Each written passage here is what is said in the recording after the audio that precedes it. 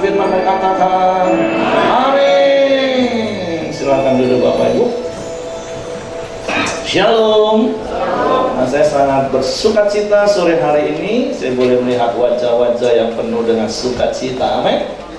Kita bersyukur kalau sore hari ini kita masih boleh beribadah kepada Tuhan.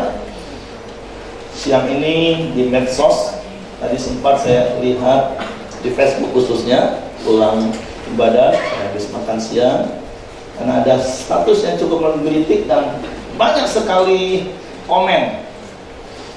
Tapi akhirnya saya juga nggak tahan, saya komen akhirnya. Cuma komennya gini, udah, nggak usah saling menghakimi.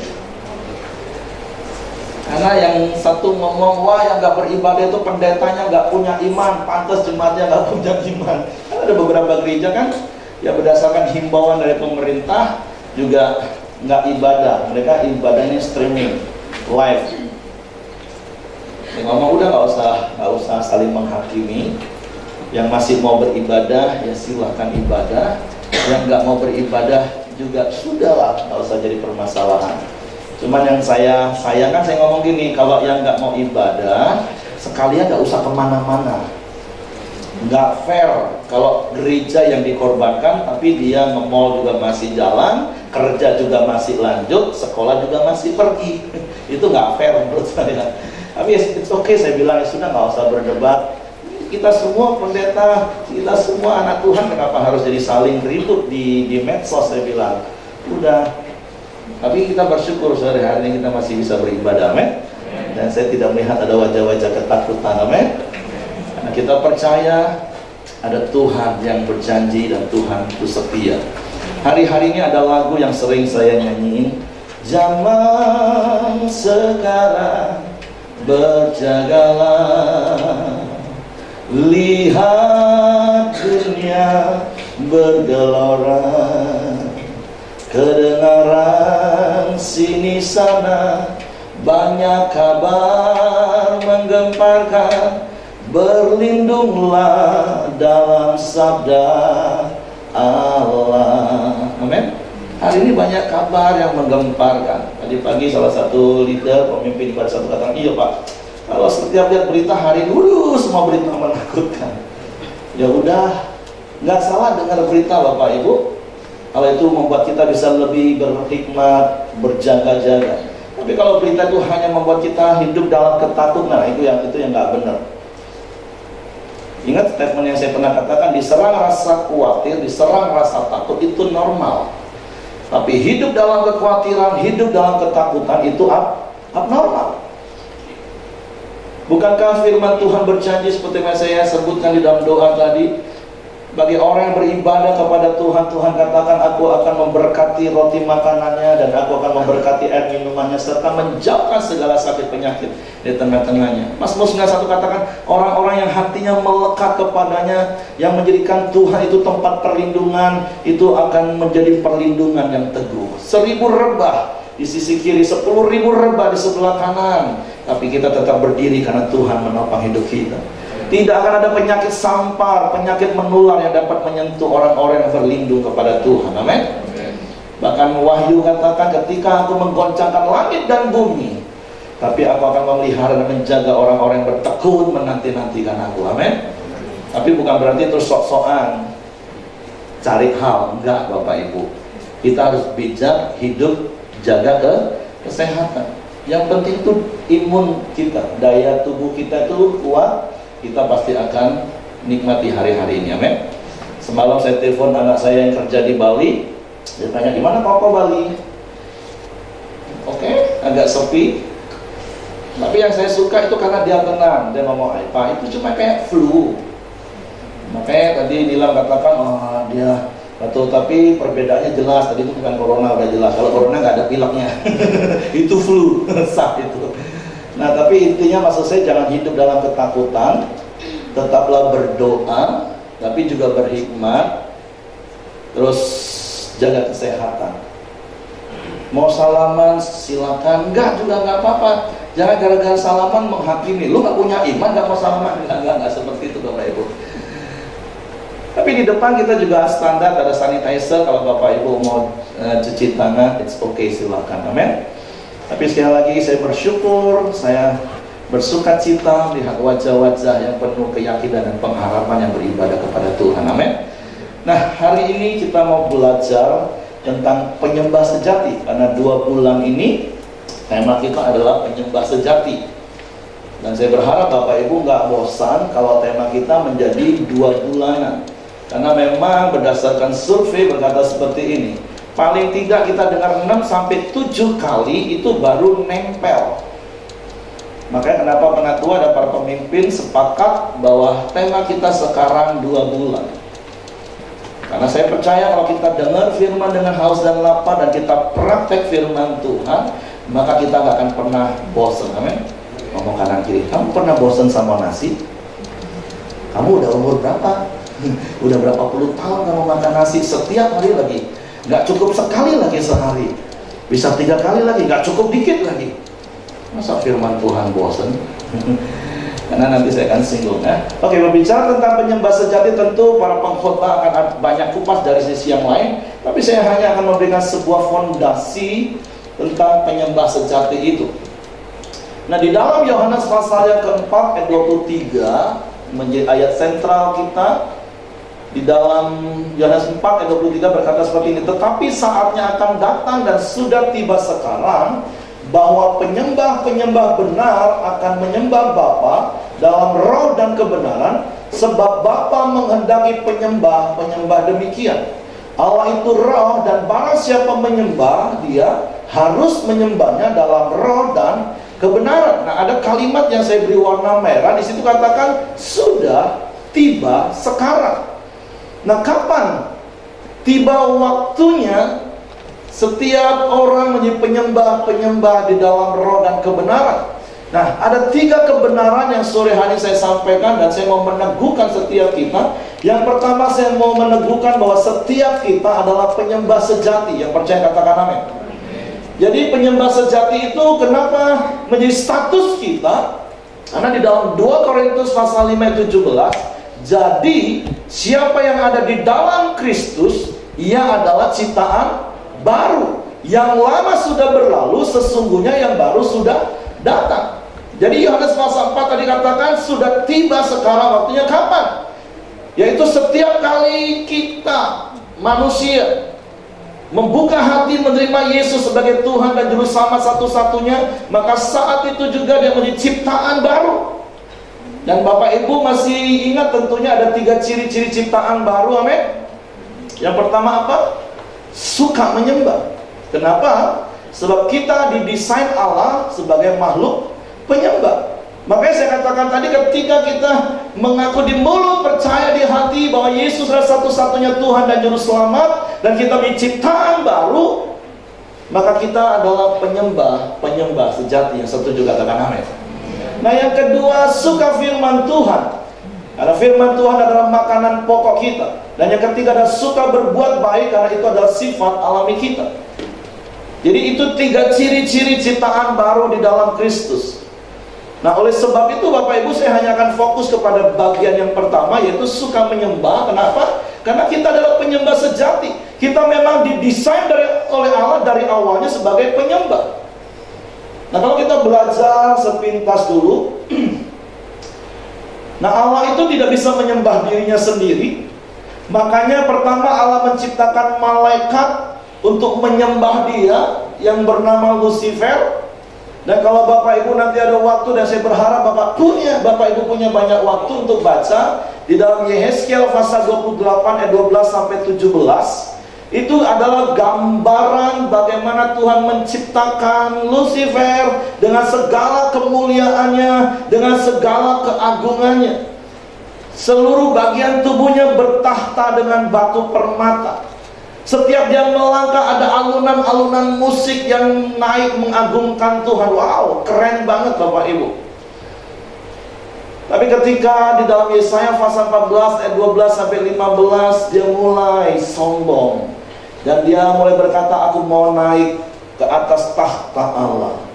Aku mau sama seperti Allah. Tapi firman Tuhan katakan justru ke bumi dia dilemparkan. Makanya dia jadi iblis. Dan sekarang dia berusaha merusak kerajaan Allah. Dan Tuhan gak berbuat apa-apa. Ketika malaikat Lucifer itu sombong, dia tinggal dibuang, selesai. Dan kemudian apa Bapak Ibu? Kemudian Tuhan menciptakan manusia.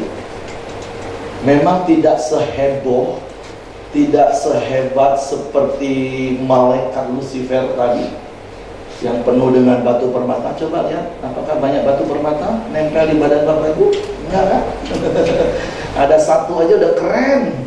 Ada satu di sini udah keren. Kita nggak diciptakan seperti itu. Tapi lebih hebatnya apa? Kita diciptakan apa? Menurut gambar dan rupa Allah. Dalam kitab Kejadian pasal pertama ayat 27 dan 28. Kita diciptakan menurut gambar dan rupa Allah sebagai penyembah. Tapi ya, karena manusia juga diberi free will, kehendak bebas. Di dalam kitab Kejadian pasal yang ketiga, manusia juga melakukan pemberontakan. Tuhan sudah ngomong, nikmati Taman Eden ini. Kalian boleh makan semua buah dari semua pohon yang ada di taman ini, kecuali yang ada di tengah-tengah, itu pohon pengetahuan yang baik dan jahat dan kehidupan. Jangan sekali-kali kamu makan. Tapi memang dasar manusia dimakan juga. Dan firman Tuhan juga catat kemudian manusia dan istrinya itu diusir keluar dari Taman Eden. Tapi kerennya Bapak Ibu, Tuhan mengasihi setiap kita, amin. Berbeda dengan Lucifer tadi tinggal dibuang dan dibiarin.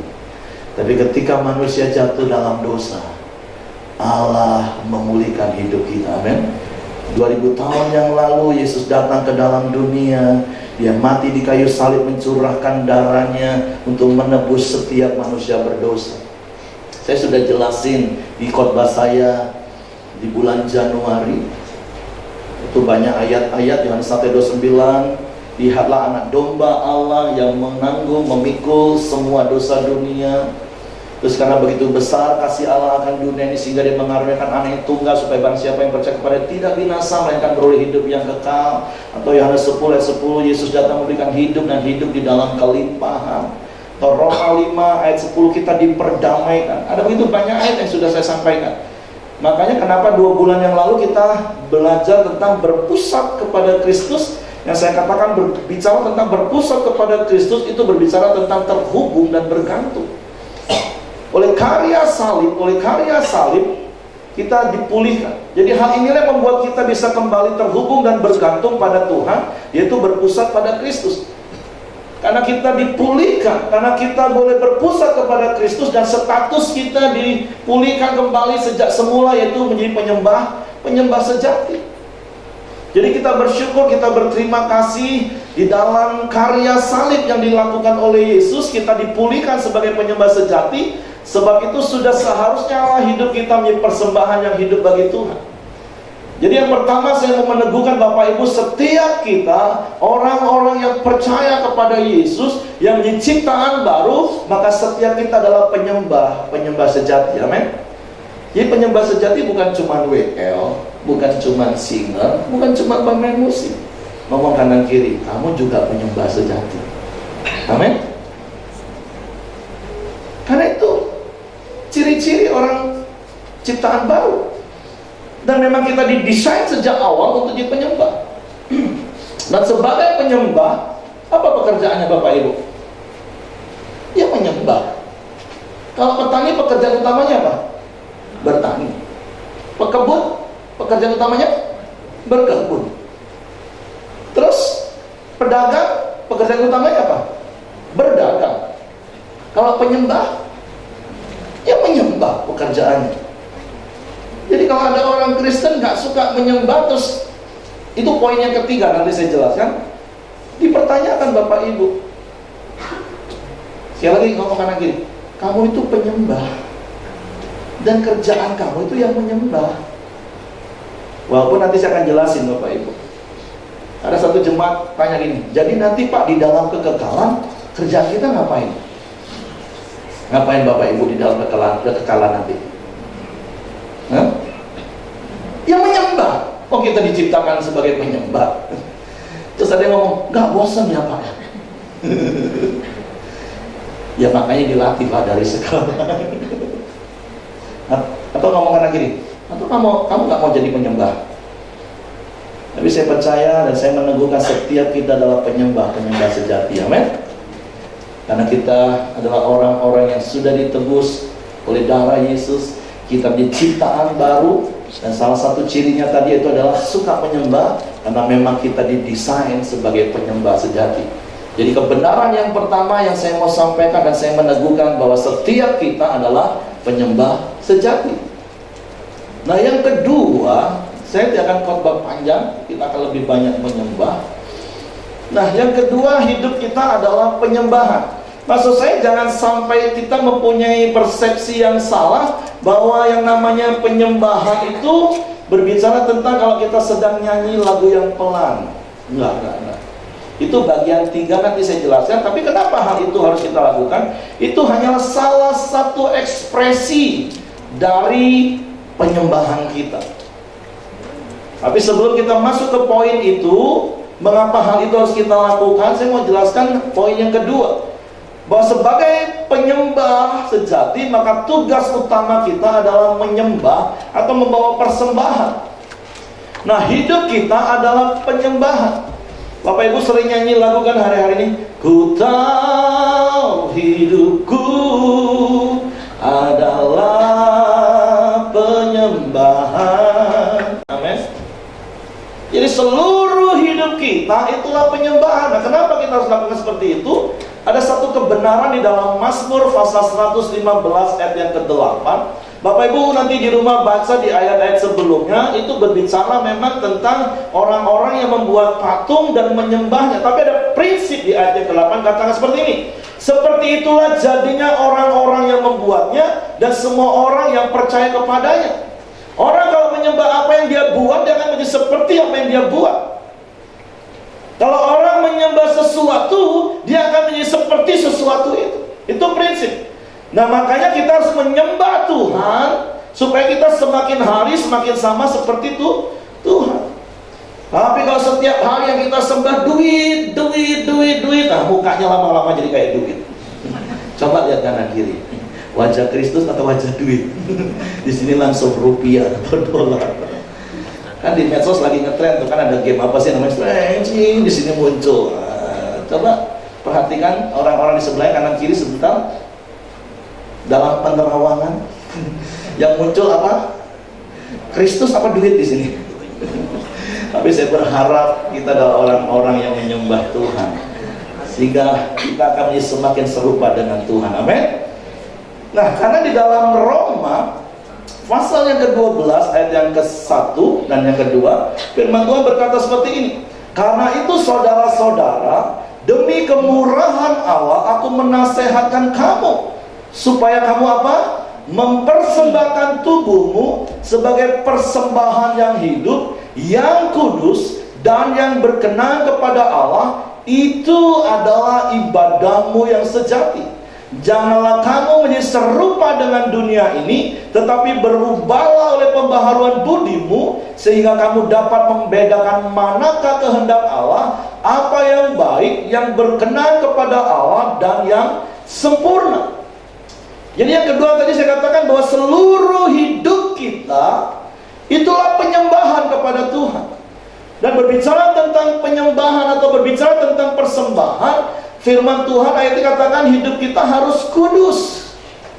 Nah, berbicara tentang kudus Bapak Ibu, jangan langsung stres, aduh gimana mau hidup kudus. Nah, kita harus mengerti kata kudus bahasa Yunaninya itu hageos. Nah, kata hageos itu kalau diterjemahkan kembali ke dalam bahasa Indonesia artinya berbeda. Artinya hidup kita ini harus berbeda dengan orang dunia. Makanya di ayat yang kedua katakan janganlah kamu menjadi serupa dengan dunia. Hidup kita harus berbeda. Di tengah-tengah situasi kondisi hari-hari ini ketika dunia semua gelisah, harusnya kita berbeda. Kita nggak gelisah, kita tetap tinggal tenang. Hanya dekat Allahku, rasa tenang hatiku. Amin. Hidup kita harus berbeda, cara ngomong kita harus berbeda, cara hidup kita harus berbeda, cara berumah tangga kita harus berbeda, cara dagang kita harus berbeda. Kalau dunia sedang curang, kita harus beda, kita harus jujur. Yang setuju katakan amin. Kenapa? Karena seluruh aspek hidup kita itulah penyembahan bagi Tuhan. Jadi kita harus mengerti sebagai penyembah sejati, tugas utama kita dalam menyembah. Tapi sekali lagi bicara tentang menyembah, bukan hanya sekedar waktu kita tutup mata, kita menyembah, bernyanyi, bermazmur, mengangkat tangan. Bukan. Itu hanya salah satu dari ekspresi penyembahan. Tapi penyembahan itu adalah hidup kita sendiri, hidup yang berbeda, hidup yang gak sama lagi dengan dunia ini. Amin. Nah, jadi itulah penyembah sejati. Itulah persembahan yang kita bawa setiap hari. Jadi come on Bapak Ibu, saya percaya orang yang hidupnya berpusat kepada Kristus, dia menyembah Kristus, dia akan semakin serupa dengan Kristus. Amin. Makanya Pak Ayong katakan dua prinsip hidup berpusat pada Kristus. Januari katakan mati ego. Yang kedua, ambil pikiran dan perasaan Kristus. Orang yang selalu terhubung dan bergantung, yaitu berakar, seperti yang saya katakan di bulan lalu, akan ada aliran-aliran dalam hidupnya yang dikerjakan oleh kuasa Roh Kudus. Yang percaya katakan amin. Jadi, come on Bapak Ibu, hidupmu harus berbeda, karena hidupmu itulah penyembahan kepada Tuhan. Seluruh aspek hidupmu. Jadi menyembah itu berbicara tentang sikap hati yang diekspresikan di dalam seluruh aspek kehidupan. Itulah penyembahan. Seluruh aspek hidup kita itu harus menjadi penyembahan kepada Tuhan. Dan kata kuncinya cuma satu yang saya katakan tadi, hidupmu harus berbeda.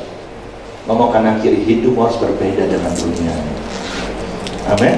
Karena hidupmu itulah penyembahan. Jangan ikutin cara dunia lagi. Masa kita kalah sama salah satu iklan, berani tampil beda. Iklan rokok aja berani. Coba ngomong kanan kiri, berani tampil beda bro. Amin. Kenapa? Karena hidup kita adalah penyembahan. Nah, di dalam Galatia pasal 2:20 yang saya katakan tadi, ini ayat sudah disinggung Pak Hayong di bulan Januari, bicara berpusat pada Kristus itu mati ego, karena seluruh hidup kita itu adalah penyembah kepada Tuhan. Namun aku hidup, tetapi bukan aku lagi sendiri yang hidup, melainkan siapa? Kristus yang hidup di dalam aku. Dan di dalam Galatia pasal 5 ayat 22 dan 23 dikatakan, tetapi buah roh ialah kasih, sukacita, damai sejahtera, kesabaran, kemurahan, kebaikan, kesetiaan, kelemah lembutan, dan penguasaan diri. Saya mau meneguhkan setiap kita di dalam Kisah Rasul pasal 2 ayat 37 sampai 39 katakan seperti ini. Ketika orang-orang yang waktu itu ada di daerah Yerusalem mendengar murid-murid dipenuhi dengan Roh Kudus, dan kemudian mereka mendengar Injil, mendengar kabar baik tentang Yesus, dan mereka berkata, jadi apa yang harus kami lakukan? Maka Petrus dan ke-11 Rasul yang lain katakan, bertobatlah dan hendaklah kau memberi dirimu masing-masing itu dibaptis dalam nama Yesus, dan kamu akan menerima karunia Roh Kudus. Saya percaya seperti beberapa bulan yang lalu saya sampaikan, saya sedang berdiri di depan Bapak Ibu yang sudah bertobat, yang sudah memberi diri dibaptis, dan saya mau meneguhkan sebagai penyembah sejati, percayalah ada Roh Kudus di dalam hidup setiap kita. Yang percaya katakan amin. Dan buah dari Roh Kudus itu apa? Kasih. Sekalipun dunia dan firman Tuhan katakan di tengah-tengah semakin banyaknya kesukaran, kasih kebanyakan orang akan jadi tawar. Tapi biarlah kasih kita tetap menyala-nyala kepada Tuhan. Amin. Kasih kepada sesama. Beberapa hari ini kan ada banyak berita yang simpang siur. Saya pikir ini mungkin penggenapan janji firman. Tapi itu antara benar atau enggak ya sudah. Makanya lebih baik gak usah banyak dengar hal-hal yang di medsos. Itu kadang gak jelas, sampai berebut, saking takutnya. Semalam di grup pelatih strongman, ada satu teman kami yang iseng ini, jam 9 lewat berapa menit, cepetan yang mau belanja, hanya diberi waktu 1 jam lagi. Ada yang langsung respon, Dan, dapat kabar dari mana itu Dan? Yang kirim kabar itu langsung senyum-senyum pakai apa? Etikon ya. Wah, di mana-mana mas setiap hari ya jam 10 mau tutup bro. Makanya tinggal 1 jam lagi kalau mau belanja. Tapi orang kan panik kan. Dengar berita apa aja dikit udah sensi kan. Tadi saya ngomong sama koalian, aduh nih waktu Nilan ngomong mirip corona, saya pikir jemaah langsung pulang keluar semua. Tapi saya bersyukur Bapak Ibu bertahan dan kita tetap tenang, kita beribadah pada Tuhan. Amin. Karena hari-hari ini berita sedikit saja sensi, wah orang udah panik. Dan efeknya kasih, kebanyakan orang bisa hilang. Terus hilang sukacita. Ketemu orang, wajahnya tegang semua. Coba lihat kanan kiri, masih ada wajah sukacita di sini, amin. Atau tegang semua, curiga, apalagi yang pakai masker. Wah ini kenapa? Sorry Reni, sorry Jenny. Ya. Tapi gak apa-apa, kita tetap punya sukacita, men. Itu namanya berhikmat, jaga, gak mau ngelarin orang, gak apa-apa. Jangan jadi tegang, ketemu orang, kehilangan sukacita, kehilangan damai sejahtera, jadi gak sabaran. Nah, saya dan kita berdoa bersama-sama, Tuhan lindungi Indonesia, Tuhan lindungi kota Jambi, amin. Tapi kalau seandainya memang sampai pemerintah izinkan terjadi, pemerintah itu otoritas kita, terus terjadi seperti apa yang terjadi di negara lain, lockdown, wah semua borong, ya sekali lagi kita berdoa nggak sampai itu terjadi, amin. Tapi kalaupun sampai terjadi, saya berharap Bapak Ibu masih punya kemurahan hati. Jangan borong untuk diri sendiri, sampai orang yang nggak punya uang nggak bisa beli lagi. Kalau Anda punya banyak stok di rumah, nanti bagi-bagi ya. Karena kita harus berbeda, itulah penyembahan. Ada kebaikan, ada kelemah lembutan, dan ada penguasaan di itulah hidup kita. Itulah penyembahan kita kepada Tuhan. Kehidupan kita setiap hari. Nah tetapi yang ketiga, jadi pertama tadi adalah saya meneguhkan setiap kita adalah penyembah sejati. Yang kedua saya katakan seluruh aspek hidup kita itulah penyembahan. Tetapi ada salah satu ekspresi penyembahan yang harus kita latih dan lakukan terus sampai menjadi gaya hidup. Apa itu? Nah di dalam Efesus pasal 5 ayat 19 dan 20 berkata seperti ini. Dan berkata-katalah seorang kepada yang lain dalam mazmur, hidup puji-pujian dan nyanyian rohani, bernyanyi dan bersoraklah bagi Tuhan dengan segenap hati. Ucaplah syukur senantiasa atas segala sesuatu dalam nama Tuhan kita Yesus Kristus kepada Allah dan Bapa kita. Nah saya akan memakai lebih suka terjemahan dari King James, itu mendekati bahasa aslinya. Nah di dalam King James ditulis seperti itu. Dan saya mau baca, kalau terjemahan itu diterjemahkan lagi ke dalam bahasa Indonesia, harusnya terjemahannya yang lebih tepat seperti ini. Berbicara kepada dirimu sendiri, speaking to yourself. Jadi bukan berkata-kata, bukan. Tapi Tuhan memerintahkan kita harus berbicara kepada diri kita sendiri dalam apa? Dalam mazmur dan nyanyian rohani. Nyanyian apa Bapak Ibu? Nyanyian rohani, bukan nyanyian rohana. Saya nggak anti Bapak Ibu, apalagi khususnya para WL, singer. Saya berharap nggak lagi dengar lagu-lagu selain lagu-lagu rohani. Yang percaya katakan amin. Dan semua orang percaya harusnya seperti itu. Ini bukan soal anti, enggak. Apa faedahnya? Kenapa firman Tuhan katakan kau harus berbicara kepada dirimu sendiri dengan mazmur, dengan nyanyian rohani dan lagu-lagu rohani, menyanyikan dan membuat melodi di hatimu kepada Tuhan. Gak semua lagu rohani itu gak bagus, gak semua. Tapi maksud saya ini, kalau ada yang lebih baik, kenapa kita gak ambil yang lebih baik? Amin. Kenapa gak kita nyanyikan lagu? Sekali lagi bicara penyembahan itu bukan tentang lagu pelan. Oh ini lagu penyembahan, enggak. Bicara penyembahan itu sekali lagi sikap hati yang diekspresikan dalam seluruh aspek hidup kita. Tapi salah satu ekspresi yang harus kita lakukan menjadi gaya hidup itu adalah suka menyembah. Kenapa? Kalau kita belajar dari Daud, kenapa di dalam Roma pasal 10 ayat 17 itu saya jelaskan, jadi iman timbul dari pendengaran dan pendengaran oleh firman Kristus. Ketika kita menyembah Tuhan, kita berkata-kata, bermazmur, menyanyi nyanyian rohani, kita mendengar apa yang kita katakan, iman kita akan semakin kuat. Yang percaya katakan amin. Coba kalau lagunya lagu-lagu rohana yang didengerin terus dipraktekin terus, sakitnya tuh di sini, wah, diingat terus kesalahan orang. Firman Tuhan ngomong, ampuni enggak Pak, sakitnya tuh di sini Pak. Diresapi lagunya, ya ampun. Sekali lagi saya nggak anti Bapak Ibu, tapi saya mendorong, saya menghimbau Bapak Ibu, lebihlah banyak kau dengar lagu rohani, sukalah kau nyanyi lagu rohani, amin. Itu jadi gaya hidup yang harus kita bangun setiap hari. Kenapa? Karena iman timbul dari pendengaran, dan pendengaran akan firman Kristus. Mulutku penuh dengan pujian kepadamu ya Yesus Tuhan. Sepanjang hari ku beri penghormatan kepadamu ya Allahku. Amin.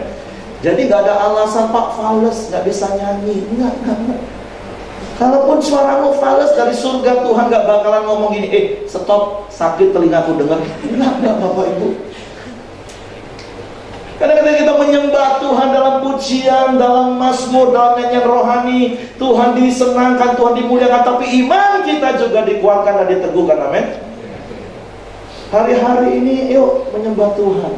Dan sekali lagi bicara tentang menyembah Tuhan, itu bukan berarti semua harus lagu-lagu yang pelan. Lagu puji-pujian yang girang, ya kalau pagi ku cari wajahmu, ya it's okay. Tapi kalau lagi naik motor, daripada sekali lagi nyanyi lagu yang lain, apa salahnya engkau nyanyikan lagu-lagu yang menguatkan imanmu, amin. Itu harus jadi gaya hidup dalam seluruh aspek hidupmu. Tuhanlah kekuatan dan mazmurku, Dia gunung batu dan keselamatanku. Amin. Ngomong kanan kiri, nyanyi loh.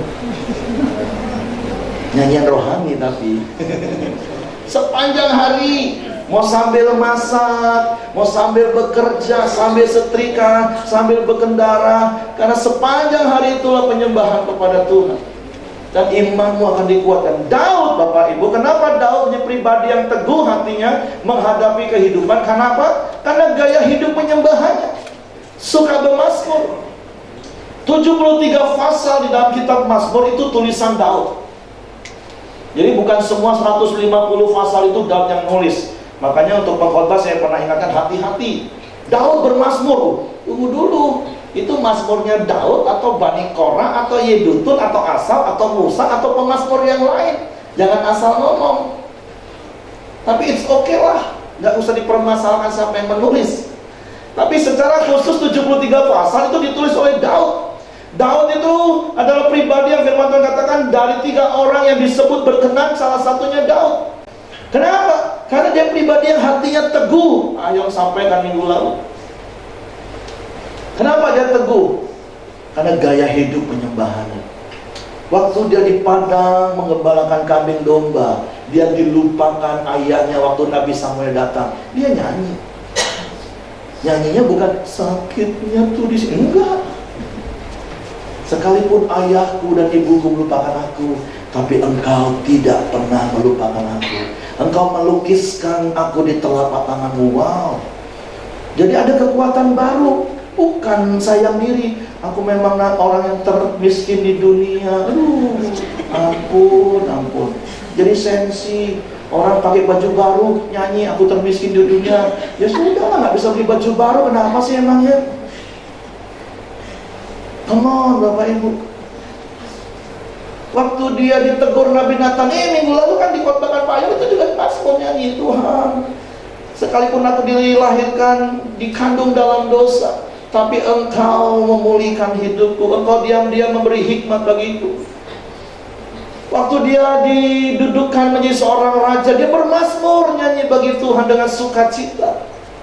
Bahkan ketika dia dikejar-kejar oleh Absalom, ketika Absalom anaknya kudeta dengan dia, dia juga bermazmur menyembah Tuhan. Waktu dia dikejar-kejar Saul mau dibunuh, dia nyanyi nyembah Tuhan. Keren hidup Daud Bapak Ibu. Dan setiap kita, sekali lagi saya teguhkan, engkau adalah penyembah sejati, amin. dalam segala keadaan jadikan gaya hidup penyembahan. Ini salah satu ekspresi saja ya, suka nyanyi. Ketika engkau mulai khawatir hari-hari ini, kau tinggal nyanyi, ku tidak takut, sebab kau besertaku. Banyak banget Bapak Ibu. Apalagi zaman sekarang, Pak gak bisa main musik Pak. Di ibadah satu ada seorang ibu yang dulunya bukan anak Tuhan, sekarang anak Tuhan. Dia gak bisa nyanyi tapi dia belajar ngomong kanan kiri. Kamu punya gak ini semua? Tinggal setel YouTube, pagi-pagi ikutin nyanyi, falos-falos gak apa-apa. Karena Tuhan gak pusing dengan penyembahanmu. Tuhan lebih fokus dan konsen dengan hidupmu sebagai penyembah sejati. Amin. Kau tinggal dengar YouTube, kau ikutin nyanyi. Makanya kenapa sekarang sejak 2 tahun yang lalu di gereja kita, waktu saya pegang prophetic, saya katakan pokoknya lagu gak boleh ganti-ganti setiap minggu. Gereja bukan konser, sehingga jemaat ke ikan mas koki. Kalau pas lagi bagus nih, bagus ya, prophetic hari ini bagus ya, ngangkat kemana Bapak Ibu? Nanti giliran propheticnya lagi gak bagus. Gereja bukan konser Bapak Ibu. Gereja ini cuma role model ibadah yang harus kita bangun setiap hari dalam hidup kita. Bersyukur ada musik di rumah, nggak pakai musik juga nggak apa-apa, pakai YouTube, nggak pakai musik juga nggak apa-apa. Efesus tadi katakan, kalau Bapak Ibu baca lagi di bagian terakhir, making melody in your heart. Ada puji, ada musik yang keluar dari hati kita. Kita ngomong ini ada nadanya Bapak Ibu. Kalau nggak percaya ada aplikasi, siapa yang ngomong itu dijadiin lagu. Semua ada nadanya sebenarnya. Jadi ngomong kanan kiri, jadi nggak ada alasan kamu nggak nyembah Tuhan. Nggak ada alasan. Itu ekspresi yang harus dijadikan gaya hidup setiap hari. Nyanyi, bermazmur, memuji Tuhan seperti Daud. Amin Bapak Ibu. Mau praktek? Nah, nanti kita mau praktek Bapak Ibu. Kenapa cepat banget? Saya pikir kalau saya cepat-cepat supaya kita bisa nyembah Tuhan. Ibadah di gereja itu adalah role model untuk salah satu gaya hidup yang harus kita lakukan di kebiasaan setiap hari. Yaitu apa? Nyanyi, bermazmur, 4M. Karena 1 Timotius pasal 4 ayat 7 katakan ini, tetapi jauhilah tahyul dan dongeng-dongeng nenek tua, latihlah dirimu beribadah. Sudahlah, gak usah dengerin hoak-hoak itu Bapak Ibu. Itu kayak tahyul, kayak dongeng, gak membangun imanmu. Lebih baik latihlah dirimu untuk beribadah. Ibadah itu bukan cuma hari Minggu. Ibadah itu hidup kita, penyembahan setiap hari. Dan salah satu ekspresi itu kita nyanyi, memuji, menyembah Tuhan. Tapi yang utama adalah seluruh aspek hidup kita itu harus menjadi penyembahan yang kudus, yang berbeda dengan cara orang dunia. Karena latihan badani terbatas gunanya. Nah, jangan disalah mengerti ayat ini. Ada banyak orang salah, bahkan pendeta salah ngomong, latihan badani olahraga itu terbatas gunanya, jadi ngapain olahraga? Maaf Bapak Ibu, arti kata terbatas itu bicara tentang periodiknya. Olahraga berguna nggak? Berguna. Saya seminggu 3 kali berenang, 1 jam non-stop, 1200 meter. Terbatas nggak gunanya? Iya, terbatas, hanya waktu hidup di dalam dunia ini aja. Berguna untuk menangkal virus corona, karena badan saya kuat, badan saya sehat. Ngomong kanan kiri, olahraga makanya. Cuman memang gunanya terbatas hanya untuk hidup di dalam dunia ini. Tapi ibadah, kata firman Tuhan, tetapi ibadah itu berguna dalam segala hal, karena mengandung janji baik untuk hidup ini sekarang dan hidup yang akan datang. Jadi kata terbatas tentang latihan badani itu terbatas periodenya, bukan manfaat olahraganya. Jangan salah paham Bapak Ibu. Jadi olahraga harus, apalagi hari-hari ini, antibodi kita harus kuat. Banyak minum air putih. Sekalipun cuaca panas, jangan minum air es terus Bapak Ibu, air hangat. Amin. Terus minum vitamin supaya kita kuat, imun tubuh kita kuat. Jadi kita nggak takut, tapi kita juga berhikmat. Kita harus jaga-jaga. Perkataan ini benar dan patut diterima sepenuhnya. Jadi latih dirimu ibadah, amin. Setiap hari belajar nyanyi. Apalagi kalau semua pintar nyanyi, Profetik nggak susah-susah cari. Aduh, siapa jadi singer? Ya, semua bisa nyanyi ya. Tapi bukan hanya sekedar untuk tampil di depan, tapi itu menjadi gaya hidup kita setiap hari. Jangan seperti bangsa Israel. Yesaya 30:15 katakan gini, sebab begini firman Tuhan Allah yang Maha Kudus, Allah Israel, dengan bertobat dan tinggal diam kamu akan diselamatkan. Baca sama-sama 1, 2, 3. Dalam tinggal tenang dan percaya terletak kekuatanmu. Stop situ saja. Kenapa? Karena saya percaya Bapak Ibu akan lakukan. Amin. Jangan seperti bangsa Israel, suruh tinggal tenang, suruh percaya, enggak mau lakukan. Dia lebih suka galau, dia lebih suka stres, dia lebih suka tertekan. Tapi saya percaya saya sedang berdiri di depan jemaat yang akan melakukan apa yang firman Tuhan katakan. Amin.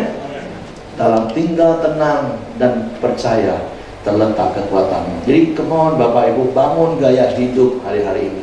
Suka nyanyi rohani, suka bermazmur, suka memuji Tuhan. Saya setuju dengan Om Krismano sama katakan, sebenarnya semua kata-kata pujian untuk Tuhan itu udah diborong sama Daud. Kita mau ngomong sama Tuhan engkau baik, Daud sudah ngomong. Tuhan engkau dahsyat, engkau hebat, Daud sudah ngomong. Tuhan engkau segalanya bagiku, tak berkesudahan kasih setiamu, Daud sudah pakai semua. Kita ini tinggal ngikut aja Bapak Ibu. Ngomong kanan kiri, pasti bisa. Amin. Paling tidak dibantu nih pagi-pagi. Daripada pagi-pagi bangun tidur yang dicari terus berita, hoak lagi dapatnya. Stres sepanjang hari. Lebih baik setel lagu-lagu rohani, sama-sama menyembah Tuhan, hatimu diteguhkan dan dikuatkan. Amin. Amin. Yuk, pemain musik, para singer, kita mau nyanyi satu lagu. Ini lagu, bukan lagu baru Bapak Ibu. Ini lagu tahun 60-an malah. Yang tadi saya nyanyi di awal. Daripada kita dengar kabar-kabar yang menggemparkan hari-hari ini, lebih baik kita berlindung kepada sabda Allah.